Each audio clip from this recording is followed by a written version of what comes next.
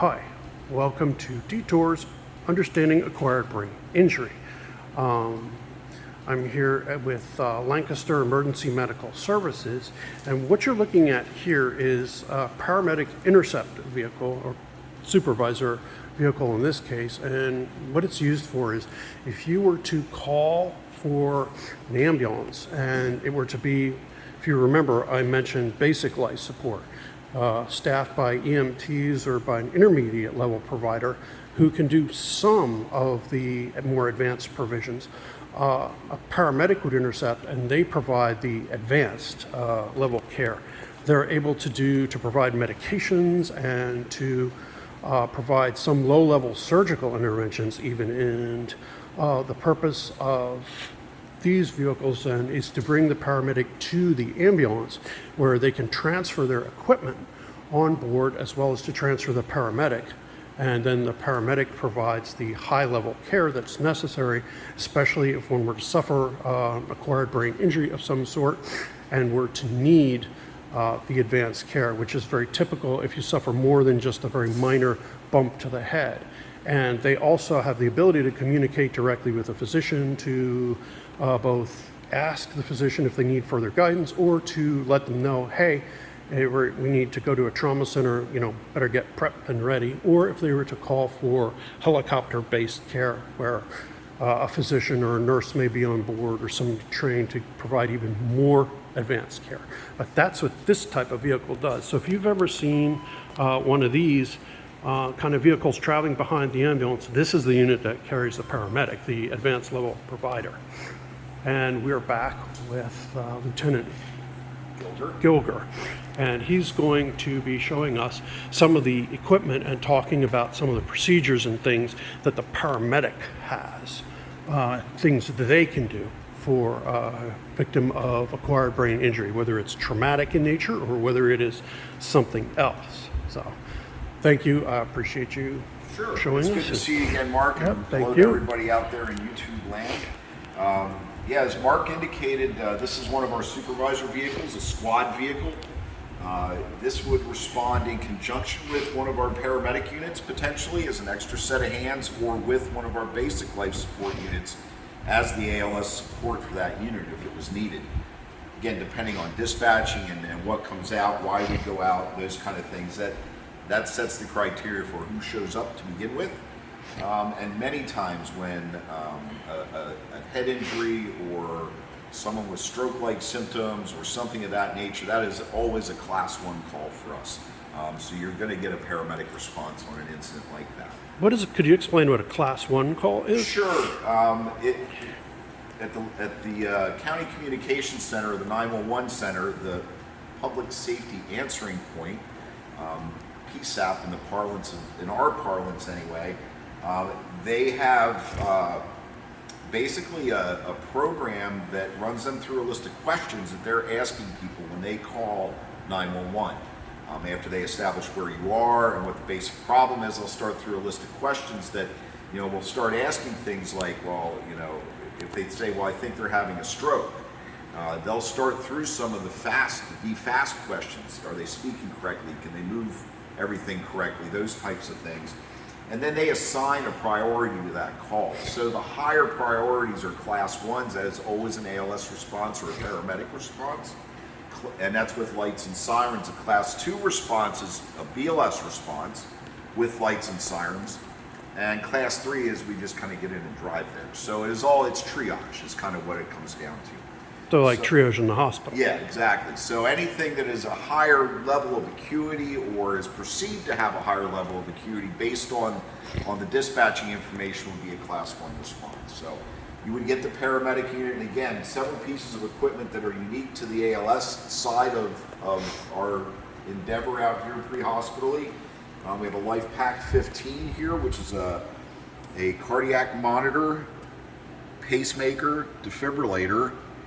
We can also measure SpO2, which is the percent of oxygen binding to your red blood cells in your blood, which is an important measure for us in the traumatic brain injury. It also allows us to record end-tidal CO2, which is also a very important indicator of how how well someone's breathing, how well they're being oxygenated. And those are two very important things when it comes to TBI. We don't want them to be hypoxic or lack oxygen because it just exacerbates the problem. So we want to monitor those things very closely.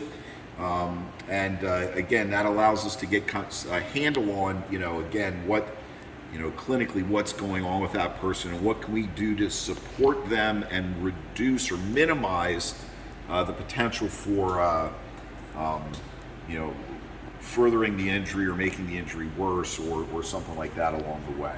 So this is a very important piece of equipment for us. It also allows us to non-invasively monitor blood pressures as well as core temperature, although I would say that getting your core temperature is a touch more invasive in certain ways. And we'll just leave it at that. Yeah. The device that you see above this is our CMAC. This is a video intubation scope. This is a higher end model carried on the supervisor's vehicle. Each of our ALS vehicles does have a video laryngoscope on it as part of their standard equipment. Nice. We actually just upgraded recently, and I can show you that one in a second as we kind of wrap up and move along here. But this device allows us, a sheath goes over this, and this blade is actually inserted into the mouth and down into the airway, and this allows us to view actually the vocal cords, and it makes the process of intubation much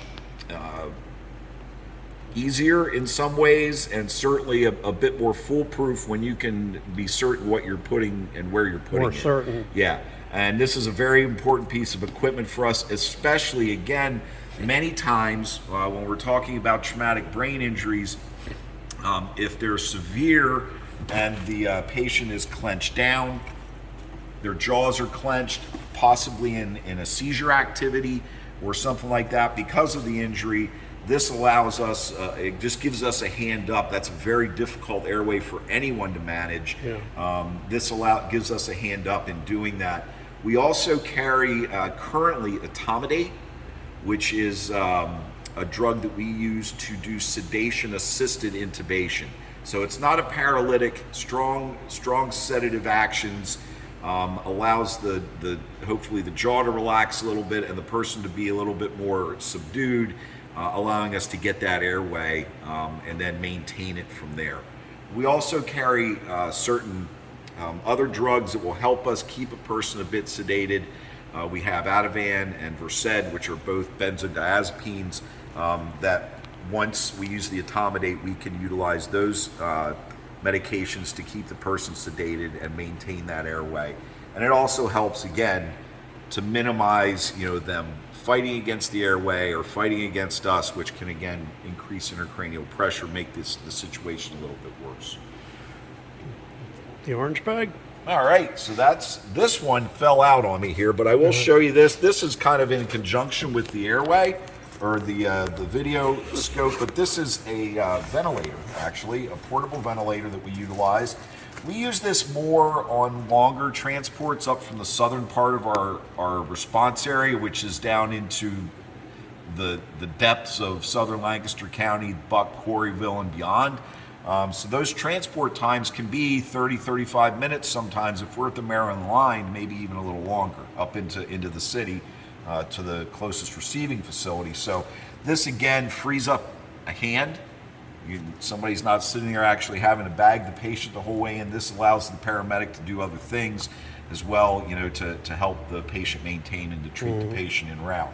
So that's that. And as I was speaking of all these things, airway, the airway roll is always an important member of the team in our bag. Definitely. This is the manual, or the what we would call direct laryngoscopy as opposed to video laryngoscopy. My day. Yes, exactly. These have been around for a long time. I mean, not a long time, but for us, in the grand scheme of things, it's a relatively, more recent addition to our toolbox. Last 5, maybe 10 years or so, we've been more into that, and the technology keeps improving as with anything. This is the old school kit here, though. These blades, again, various sizes. This allows us to see better, so you don't need to kind of adjust sizes as much with that guy. But again, These blades would go onto the handle. This allows us to look. There's a light on the end of it that you can see, allows us to see down in the airway. And then these are different tools that we have in here as far as, the tubes themselves that we would pass. Now that's that's the biggest one we carry right there, so that can look a little intimidating, but this is an endotracheal tube or an ET tube. This would actually pass down through the throat and through the vocal cords, and then there's a bit of a balloon on the end of it that blows up to hold it, kind of secure it in place, and then we use the Thomas tube tamer to kind of strap that down. This fits actually, snugs the tube in, and then this is actually kind of a bite block. If you see, it kind of looks like a mouth guard in a way. And then this straps around the neck to hold the tube securely in place. A fair number of my viewers, those of you who've had endotracheal tubes in place and ventilated on a vent for several weeks. And it was likely a paramedic who placed the tube.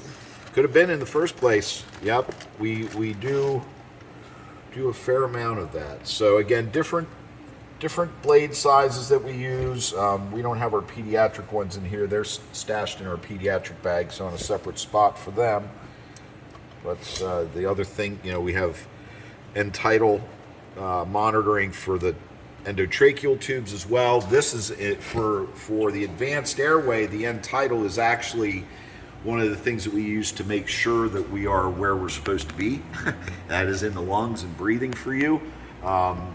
We'll get specific readings that we know, or match up with what we're doing, and we'd actually be able to see our respiratory wave on here as we're bagging the patient, we're breathing for the patient. So again, a very important part of our toolkit, especially when it comes to traumatic brain injury. I think we discussed the last time a little bit. We do have newer protocols this past year that came out, and we've all done some required education on those specifically about traumatic brain injury and the 3 H's of hypoxia, hypotension, and oh boy, I'm going to forget the last one. But at any rate, lots of emphasis, lots of focus on traumatic brain injury, and again, a few of the things that maybe we took for granted, to pay attention to, but they say that, one short period of hypoxia, and that's like a blood or a pulse ox, or that measurement of your oxygen in your blood falling below 90 can really exacerbate the issue. Same with the lower blood pressure. Now, you don't want to have screamingly high blood pressure, right, but you want to be able to maintain perfusion into that brain so everything, kind of keeps cooking along and working the way it's supposed to. Hyperventilation too, so you want to balance that, because they used to tell us, hyperventilate. Hyperventilate, and that's not necessarily good either, because that can cause problems. So yeah, very kind of a slow and steady, and maintaining that pulse ox at a good spot, and maintaining a blood pressure, and safe and efficient transport to the appropriate facility. Definitely. Be it stroke or trauma or whatever it might be. So just a few other items that we'll point out, and this is just our med bag, as we would call it. So our IV start kit, and this is for anything and everything, not just for the traumatic brain injury. So you can see we carry our aspirin and our nitro in here for our heart patients, so we have it quickly.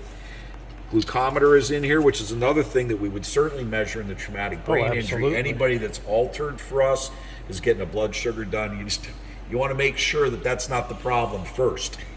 It's kind of embarrassing when you find out that your unconscious person has a blood sugar at 20. Many patients have problems with their blood sugar too. They may have hit their head because their blood sugar crashed. Dropped, or exactly. That's a very good point, Mark. A lot of times we see that with people. There's a medical event that precedes the traumatic event, and then your older population, they may be on blood thinners, those types of things, which actually really can compound issues. So, and neurons need to maintain a steady level of blood glucose, or else they will self-destruct. They will engage in apoptosis, and so maintaining blood sugar is essential. In fact, your caloric intake goes up while you are healing, while your neurons heal.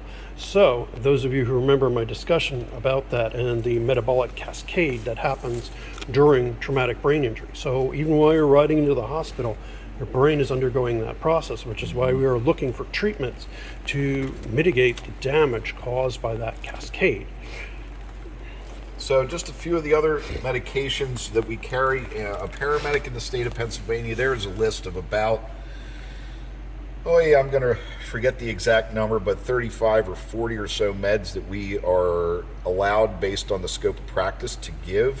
Some we can give on standing orders, some we have to call and talk to a medical command physician before we do it, depending on the protocol and such.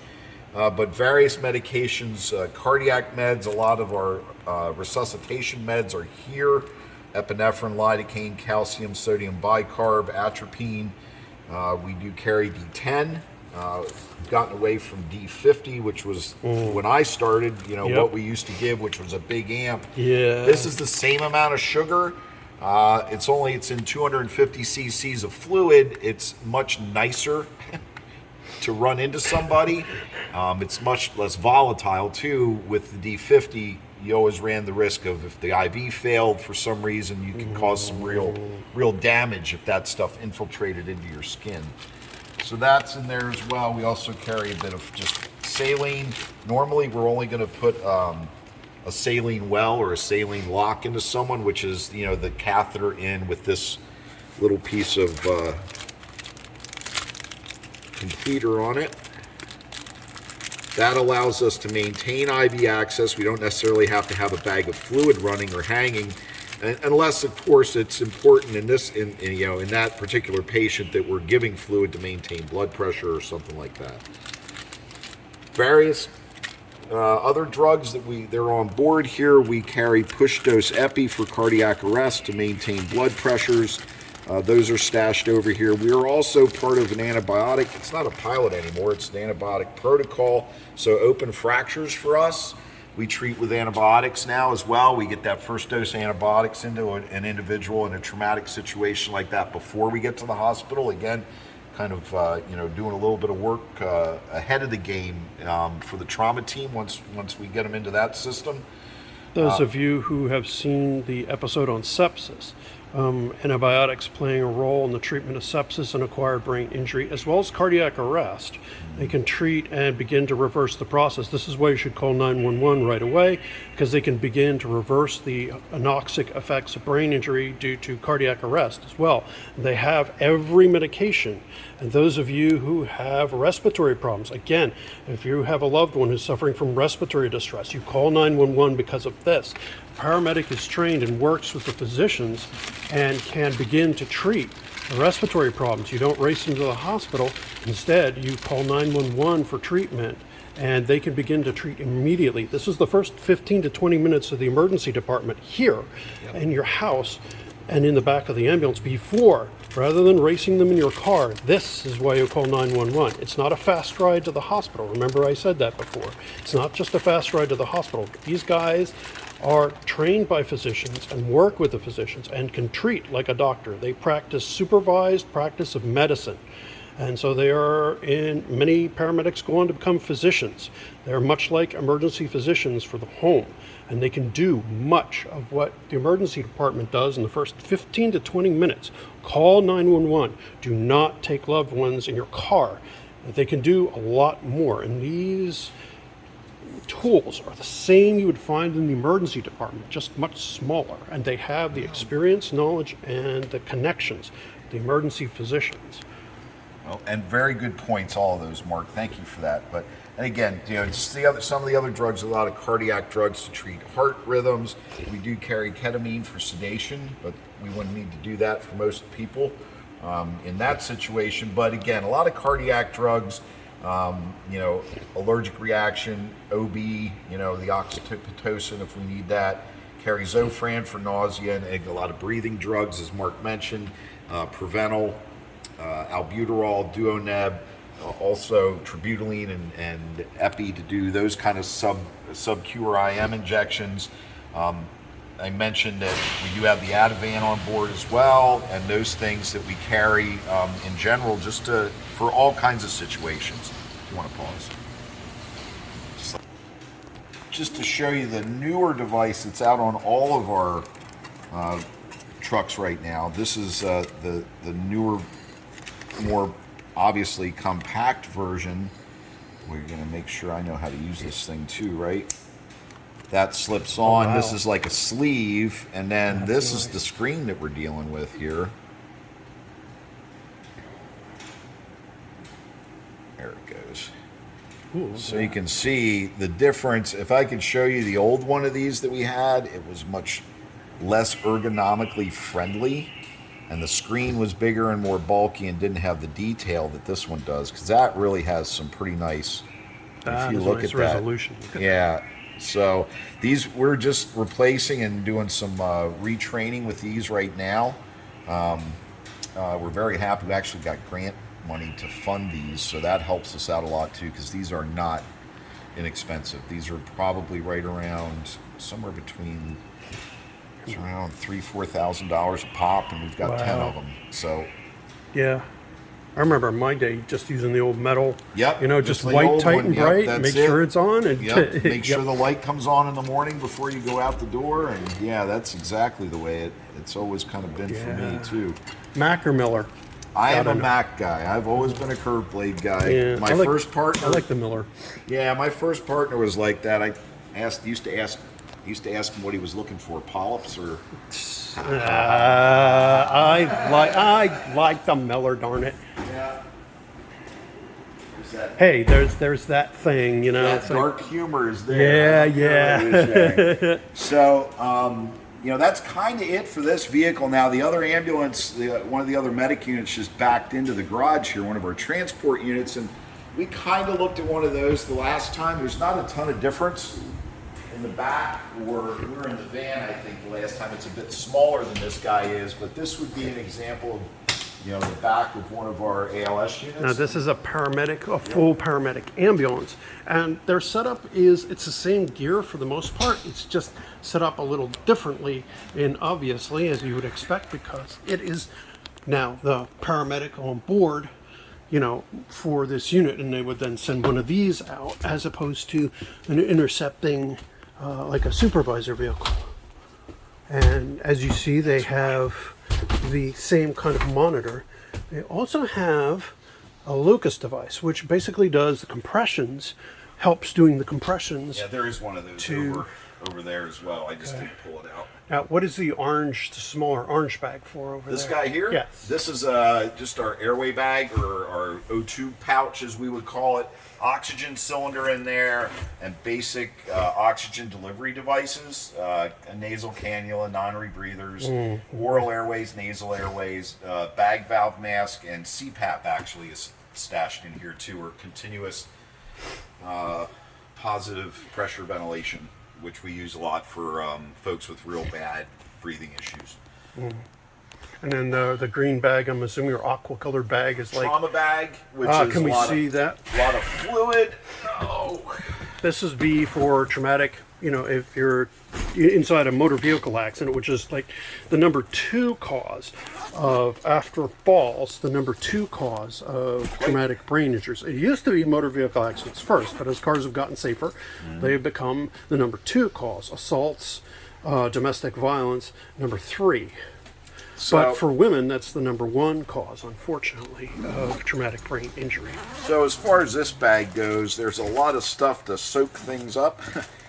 Big burn sheets, big abdominal dressings, trauma dressings, you know, Curlex, splinting material is kind of stuffed in here, bandaging material, that type of thing. There's a bag valve mask in the end. We carry one of those everywhere we can and keep it as close as we can. This Definitely. bag, we could actually do the first couple of minutes of a bad trauma out of this bag. You get over on this side, more of some of the specialty stuff, chest decompression, Oh, yes. in case we need to do that, Needle which at- is, yeah, not needle at something that chest. we do too often. We also carry chest seals. That's a tactical tourniquet there, though. As opposed to just taping a plastic. Yeah. Yeah, again, my day, I remember that. Yep, chest seal. Oh, there are the chest seals over here. I'm sure you've done a few of those. You just I tape the, Yep, the the Vaseline old days. dressing. Yep. Yeah, And we got a couple of the big old tactical trauma shears. and the tactical tourniquets are in there. This actually is our surgical airway kit. Ooh, So we've gone back to kind of the basics of, Oh, wow. you know, a little bit of a snip with a scalpel and a cut, and yeah, put the blade in. Thankfully, again, this is something that we don't do often.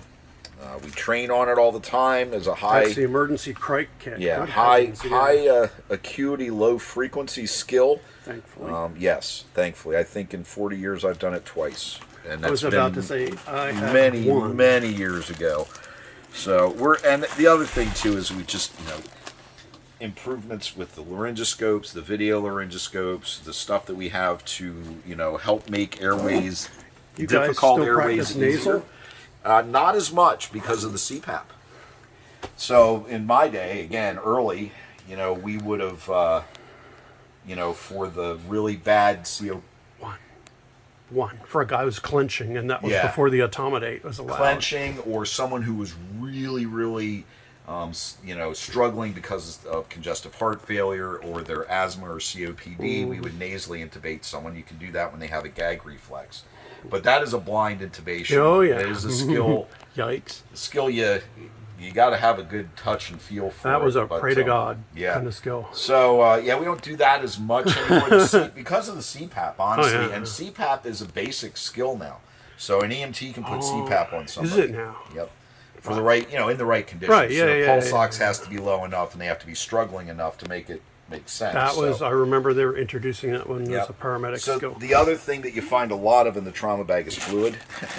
There's a couple of liters of fluid in here for the traumatic, you know, people that need it, and we also again have there's a couple more tourniquets in here and quick clot gauze.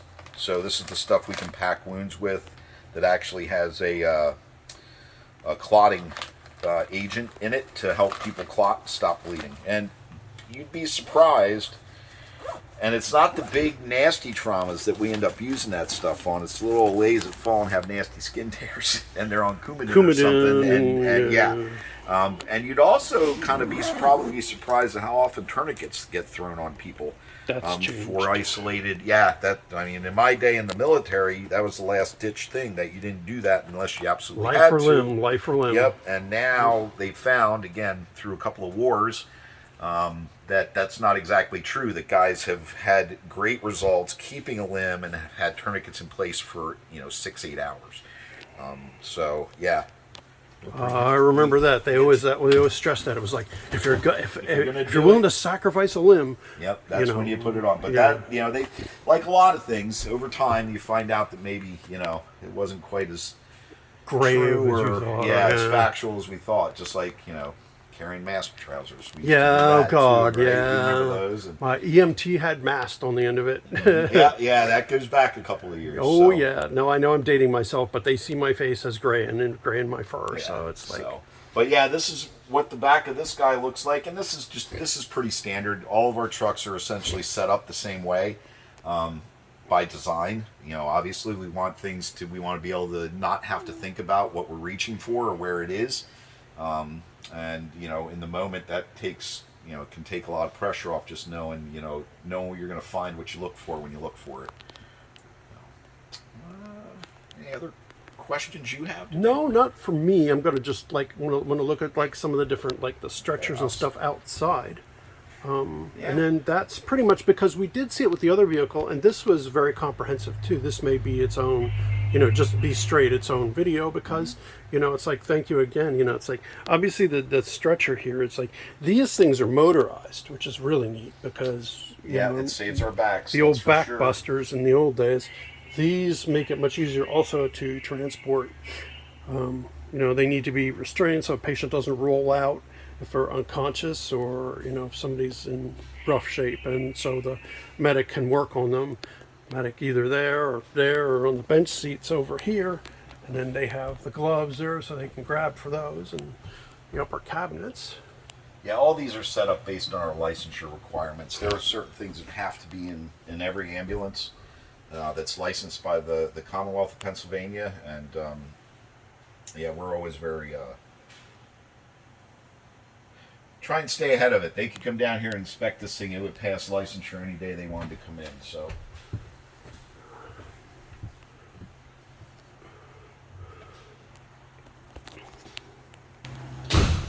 these are what they have in the side cabinets here. Yeah. Like, So this is a stair chair. Again, this is a piece of extrication equipment for us.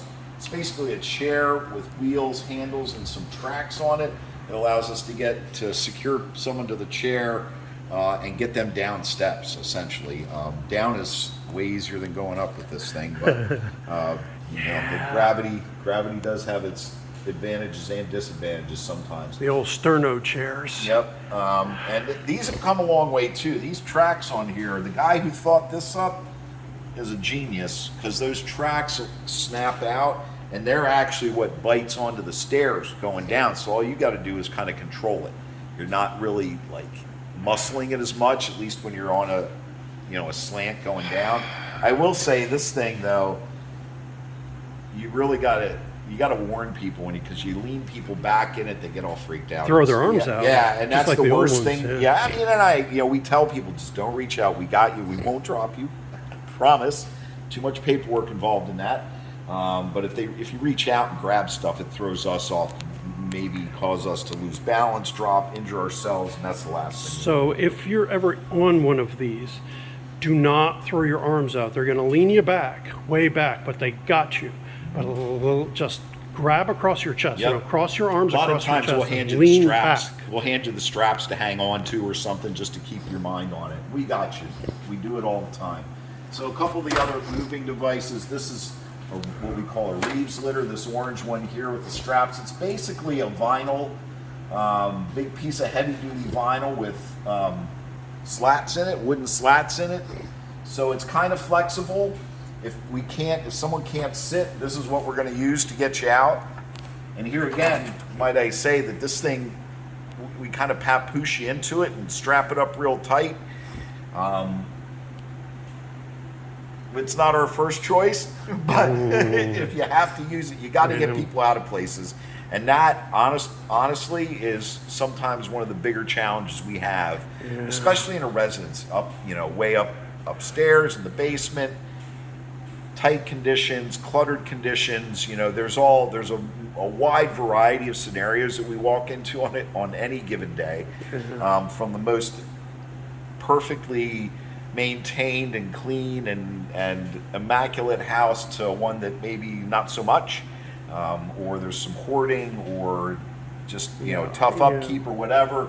But we try to use that. The silver one behind it, that's another oldster there, is a scoop litter.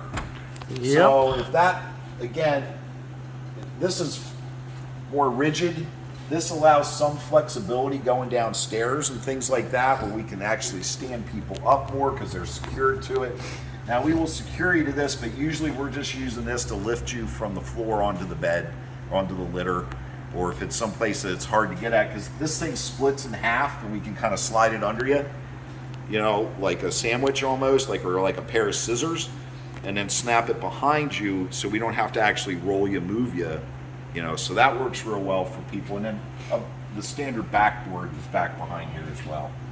And these other devices, this is a papoose for the kids, or this is, wait a minute, let me make sure I get it right. Now this is the PD board here, right? Yeah, that's the pediatric backboard that we have. We kind of fondly call it the papoose because when you put a kid in one, that's what it looks like when you're done. This is a that thing. Another extrication device. Oh, is that the KED? KED, thank you. KED board. And we don't get that out as often as we used to, that's for sure. Yeah, I remember those too, using Well, we those. still carry them. It's still part of licensure, so things we got to have. And you come up here, and it's kind of a sundry thing, some tools, jumper cables, helmet, warning triangles in case we need them. It's our collar bag, so we call it that. C-collars are in here along with straps and the blocks that go on the backboard in there when we're going to use the backboard on someone. So all that's in there. Again, that's something we get out quite a bit just for even the low budget vehicle accidents. Some traction splits in here. That's what both these guys are. Oh, actually they have two KED boards. I don't know why. Point that out to them, but adult and pediatric hair traction splints Again, Oh, not- yes. not something we learn about a lot. We don't use them nearly as much as I think I used that used like to. 3 times. I Yeah, remember. they come Very out rare. occasionally. But, I yeah. couldn't tell you the last time I saw a KED board come out of the bag, honestly. But then again, protocols have changed over time Yeah. and such. So just O2 compartments. That's It's important to see that board because- O2 gets stashed. Oxygen bottles or tanks are really big Yep, on those are. board the ambulance. It's a very large tank that they use, but it's still just a tank like they use. You know, you might use These it are at made home. out of aluminum now. Yeah. Oh, yeah. True. So, and then the front, the cab is, just kind of a truck with some radios. We do have the computer webcad up. They're using that all the time to see what calls are going on in our system. Please don't get too close to that, just because we're not supposed to show it. Okay. Well, you can't really see on Yeah, this. it's the back of my nappy head, right? So yeah, at any rate, we Can look at that. The other thing that the supervisor has, oh, you can keep that in there, and then the radio and lights and all that stuff is what you're seeing in the middle. Oh yeah, we can flip that on. Of course, something that I know everyone wants to see.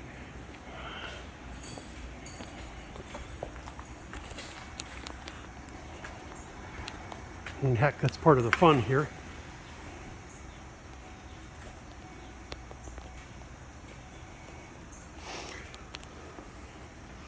You can see the red lights and flashers. Please pull over when you see and hear an ambulance coming if you see them.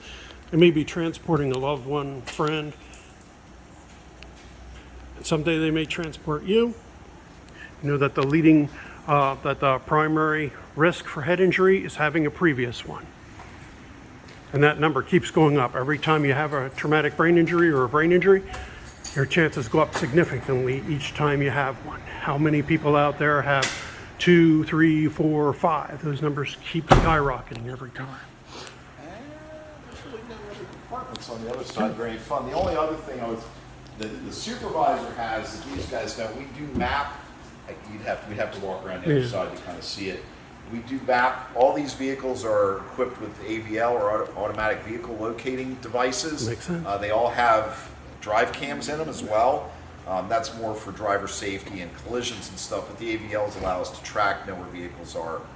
That kind of stuff keeps the supervisor knowing where folks are and what they're up to and what they're doing. That's very reasonable, makes total sense. Yep, no, it does. So, Now, are you guys still, it's only the supervisor who carries the automate, is that correct? Or do they correct. have- Well, it is required by protocol that 2 trained providers, paramedic providers, at least, are on board when we do that. So it's not a one-person skill. Obviously, you can't. It's not ideal to knock someone down, have to actually perform the physical intubation, and sit there and bag them the rest of the time. If anything else goes wrong, limited, it's not a smart idea. So yeah, it's a requirement of the protocol to have 2 trained ALS providers on the truck.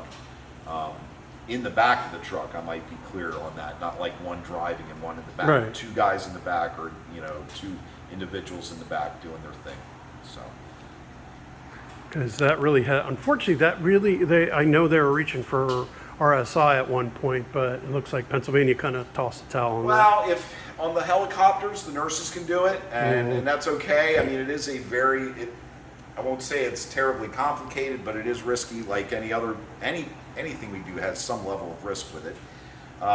We will likely be moving to ketamine Okay. for sedation as opposed to etomidate. And quite honestly, Mark, 4 or 5 times a year, maybe, Yeah. that we used etomidate last year to get an airway. So it's not something we have to do often. Right. And it is a command order. We have to call, again, 2 medics. And none of that will change when we move to a different drug. It'll Right. just be a different agent that we use to sedate.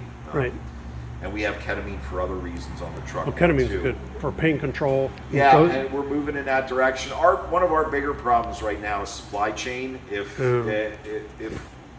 we can get the ketamine, and as much as we use it for agitation with delirium,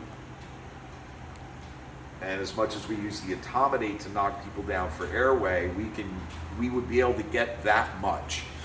We don't want to start. We use a lot more fentanyl than ketamine or etomidate, on a regular basis. Right. So it would be a little bit more problematic as far as keeping what we need in stock if we're using it for all three of those appropriate uses. But we're just trying to. If we have a drug that we can use to manage pain effectively, then let's keep using that and keep the ketamine for the other stuff that, we don't have things that work as well, or the ketamine works better at. And those of you who know, and I've discussed this, some of my other videos about the risks of benzos with traumatic brain injury, I advise against it. There are a lot of medications that are much higher risk for those of us with brain injury. So it's like it puts paramedics in a difficult position to have to choose which of their more limited supplies of medications they have when they're treating people with traumatic brain injury. So, it's like things they have to consider in consultation with the physicians when they have to do that. And the physicians then in turn. Please watch, link below, the video on different medical specialties and the physicians with whom you'll be in contact with when you arrive at the hospital. And next coming up will be the video from Lifeline, and they are a helicopter provider, and they will be talking about from their perspective and the kind of treatments they have available. And then we'll be looking into the emergency and trauma side, talking to trauma surgeon and emergency physician. But if you want to know more about medical education, please click on the appropriate links for the video about physician education. And I want to thank you, You're welcome. Lieutenant Gilger, and I do appreciate everything and the generosity of Lancaster EMS and for their help as well. And so thanks again. And those of you out there on the channel, please click like and subscribe and hit the bell icon. And we hope you enjoyed the video and found it educational. Bye.